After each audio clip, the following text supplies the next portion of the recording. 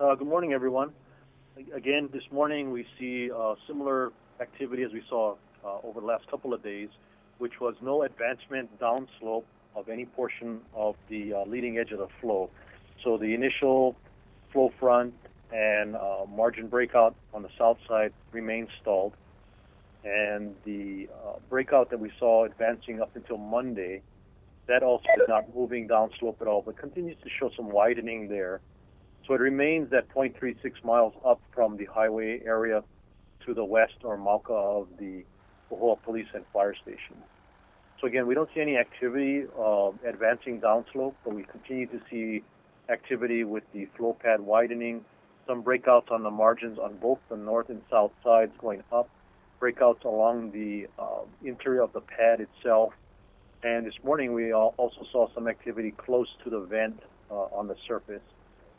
Estimate maybe about a mile from the vent, we saw some breakout on the surface that had extended a few hundred yards and was already crusting over, so it might have been earlier in the morning or late last night.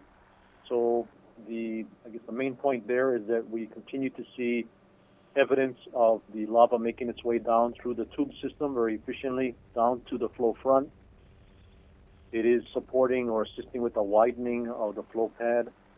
Nothing advancing forward and increasing or posing a threat to the community, and the conditions continue to be monitored.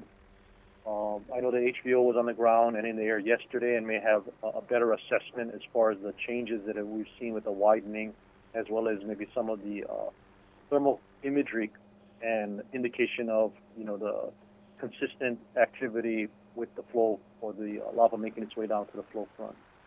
And as far as any brush fire threat, none this morning.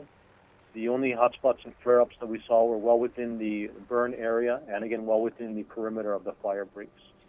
So we're watching all of that. The unfortunate thing is we continue to see a south wind component over the last few days, and this is forecasted to continue for the next week, which means we'll see drier air, warmer air coming through, as well as pushing both the smoke from any burning activity associated with the flow, as well as the actual emissions from the two vents, Halimau and Fuo'o, being pushed down through the lower Puna and Hilo areas. So both the smoke and fog conditions will be moderate to heavy over the next few days as we continue to see a south wind element with the weather. And that was it as far as our observations this morning. If you have any questions.